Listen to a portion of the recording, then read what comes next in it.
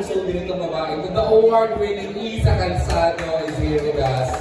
Supporting, openly supporting, and publicly supporting Senator Kiko Pangalinan's candidacy. Of course, as we all know, she's one of our best regal babies. And she's wearing a Kiko Pangilinan color.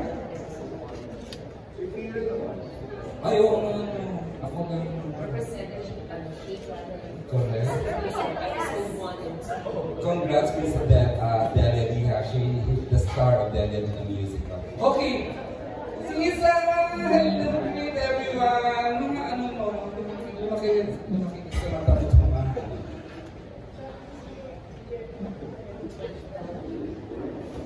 Magandang hapon po sa inyong lahat, sa mga kaibigan natin sa press. Magandang hapon sa ating senador, Kiko Pangilinan, Kuya Kiko, Ate Shawi, Mr. Sel,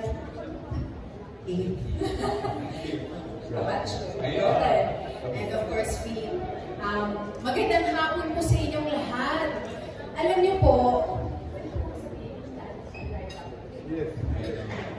po, today, dapat sa Lucena City kami magkasama ni Kuya Kiko.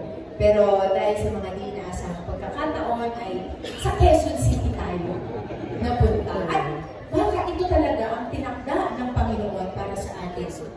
Quezon pa rin, di ba? Ako na, hindi nabutan ako. Hindi ko alam.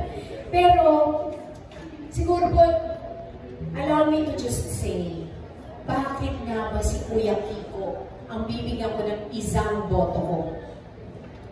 Kasi katulad ng sabi ni Fi kanina, ang track record malinis, ang puso humble.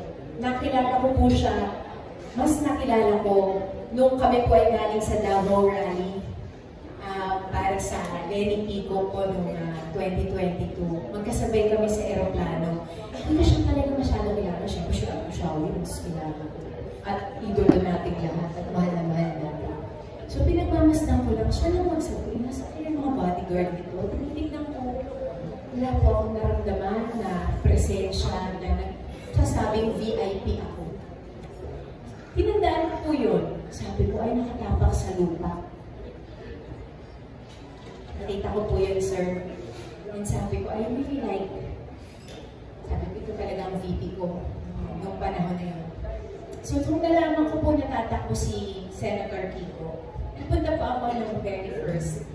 Marami rin po nangyari, kaya hindi ako nakasama pa sa mga rally. Pero para sa akin po kasi, pag binabasa ko po kung ano ang mga na-accomplish ni Senator Kiko, syempre yung sa Ka-Act. Napaka-importante po ng food security, lalo na po sa isang bansa kagaya ng Pilipinas, na ang root problem po talaga ng lahat ay kulang sa pagkain. Bakit merong krimen? Gutom ang tao. Bakit nag-fail tayo sa mga pagpasa ng maraming matalino na Pilipino, pero dahil sa malnutrition, hindi tayo umaabot, hindi natin nare-reach yung full potential natin.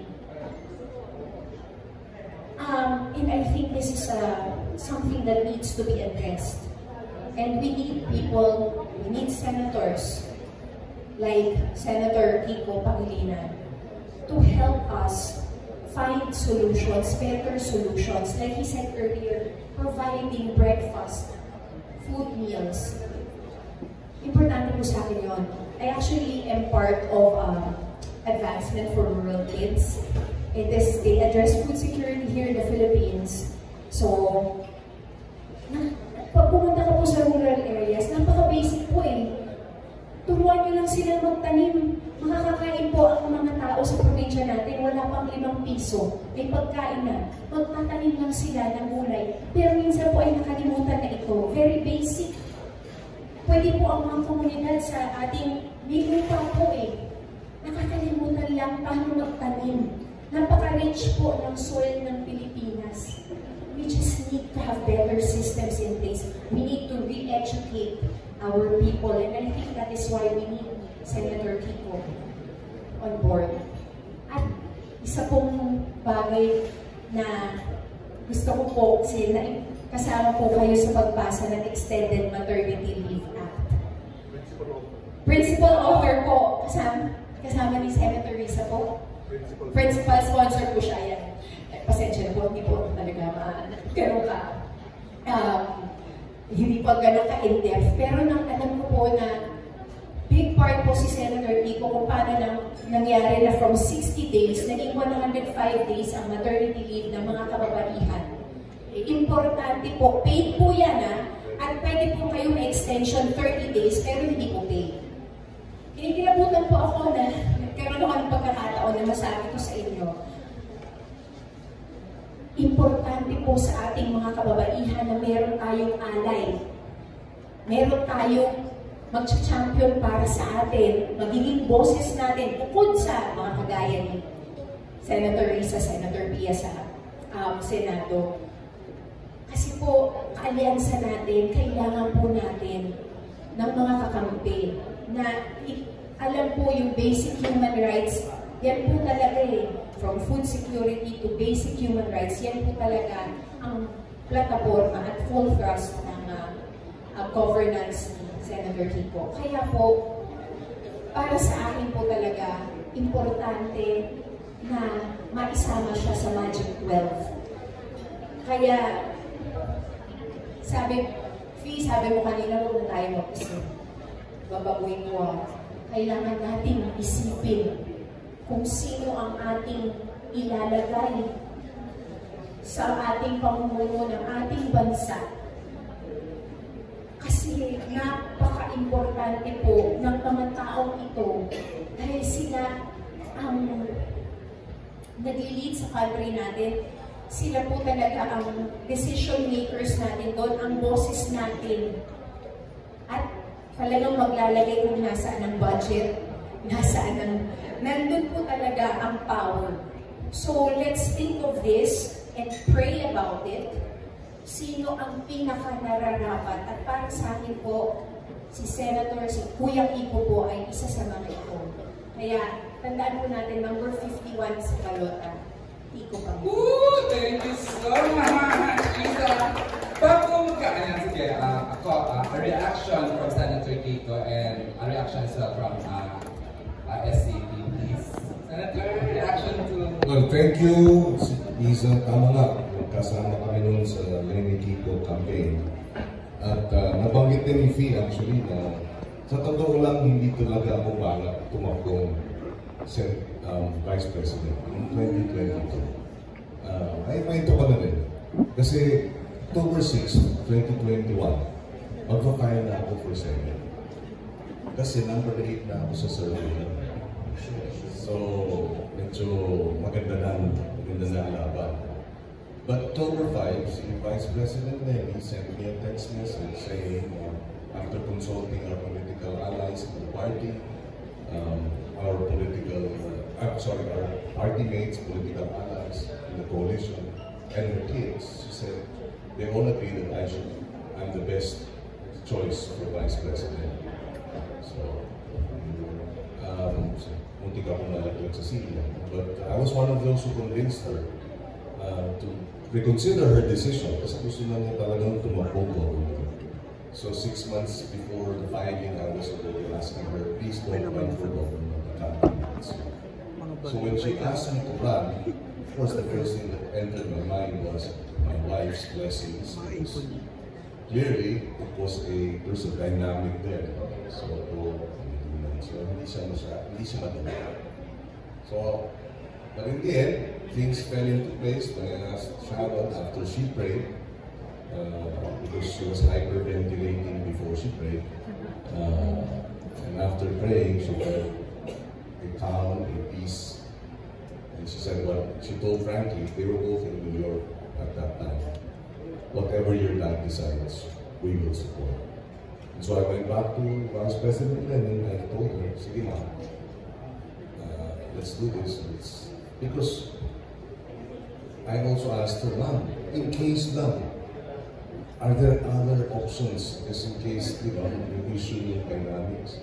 Sabi niya, it's okay, I understand, I respect if you don't agree, to be my vice president. But it's too late, sabi niya. I will just run without the vice president. Just double whammy na yun eh. So, duty, I said, siya ang take her blessings. Set aside my own political funds, which some said was already issued in, and went into the mission impossible, but no regrets. No regrets. There was an opportunity to offer, to sacrifice for a nation forever. Look at that as an honor and a privilege to have done so.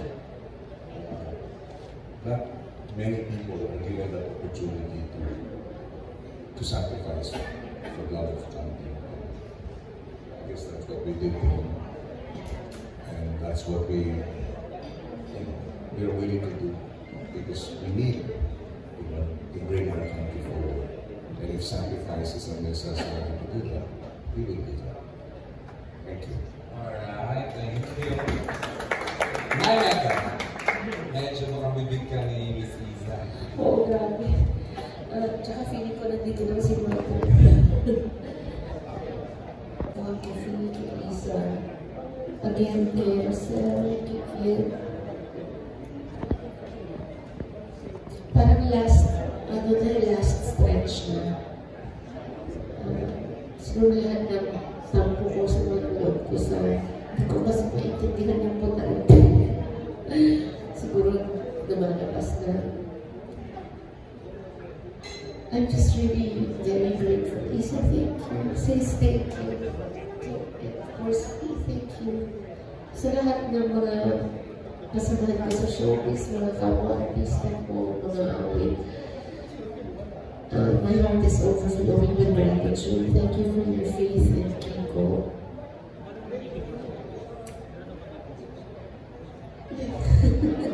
Wala na akong masabi ko din. Sa mga kaibigan ko sa press, dito sa show business na industriya natin, mga karamihan sa inyo talaga, it's familiar faces. You've been helping me forever. Now it's my husband. Maraming salamat for being here. Talagang pamilya tayo. Simula pagkabata ko, yung asawa ko, tsaka parang yung sa bayan talaga, di ba?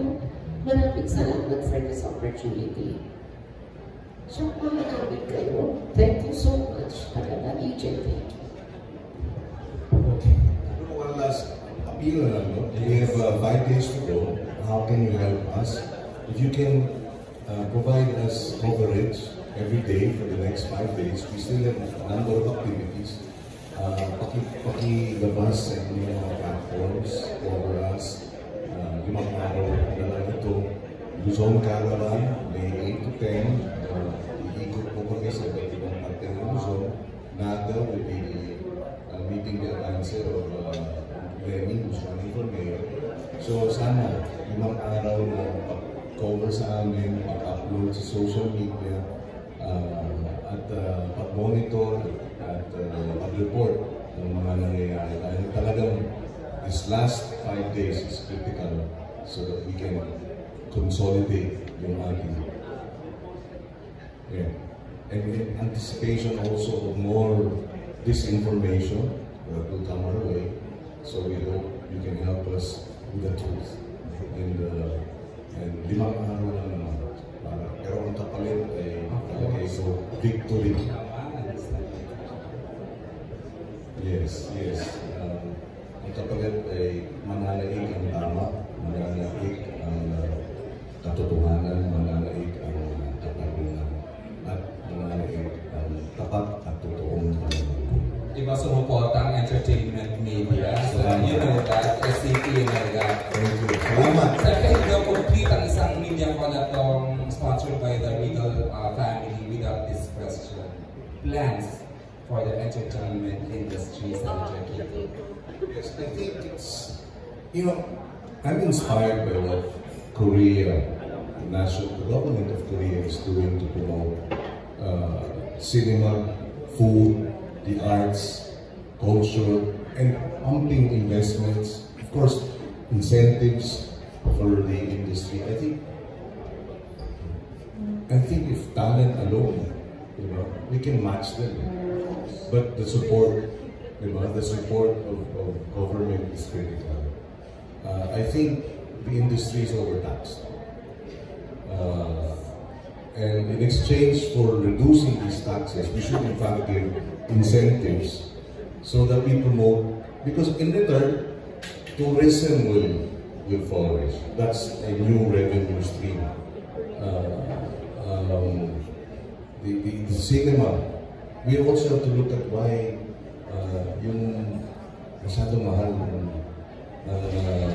ticket prices dito sa atin kasi nga overtaxed. So we have to review that.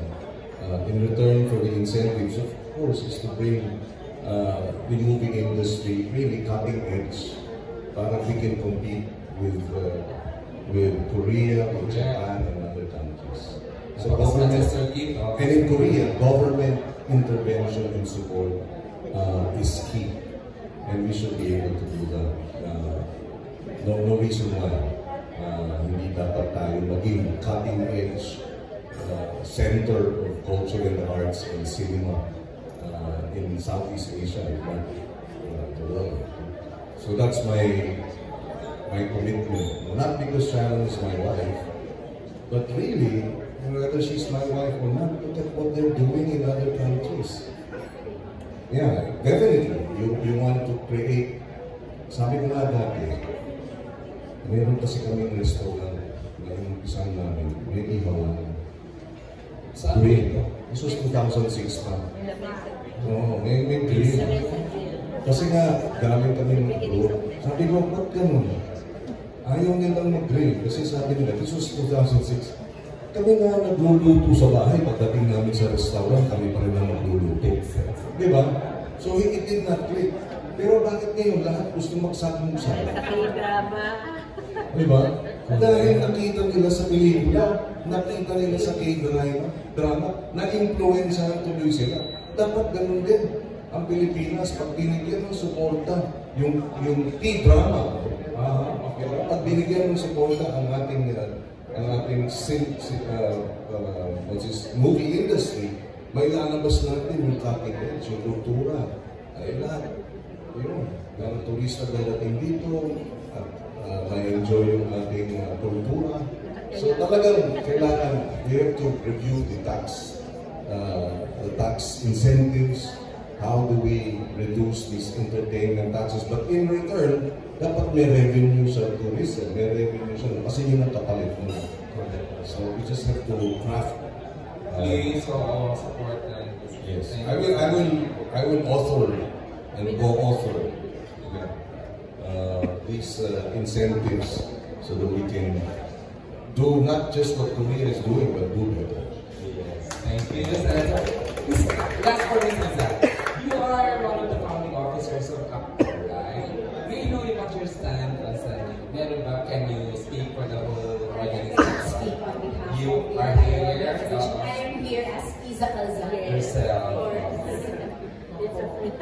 Hindi ko up in the kanya-kanya po, we cannot speak for the organization. Pero ang ganda na ano yun, gusto ko yung stand ng ACTOR. Salamat. Without not mentioning naman, pero alam ko na exactly your color. Ay, your color! At this point, with that last question from Ms. Iza, I would like to request all the natin sa presidential for a photo of group photo, please. Please stand up. Okay pa po sa SCP, tsaka sa Senator Kiko for yung mga ganitong chikang informal chikang later on. But for now, we just need to get this official photo off. I am standing from left to right, please. Award-winning Iza Calzada, CEO and President Arturo Ted Monteverde, Senator Keith Francis Pangilinan, Sharon Cuneta Pangilinan, Keith Ryan Monteverde, and Fee Delia D. Palmos. Okay! Hi, MJ! Thank you. Kompleto ang team natin. Laura, I understand, is making habol. Again, from the Regal Entertainment family, thank you for joining us this afternoon. Si Gail, we will let you take photos. Film, thank you. Again, you're repeating to your good, so please support the candidacy. Isang parang prangkisado po yan ako mismo. We never lost an elections. After UP Council and Council President, tuloy-tuloy na po yan. And ituloy po natin ang magandang laban ng Senator Kiko Pangilinan. I'm sorry, he made it!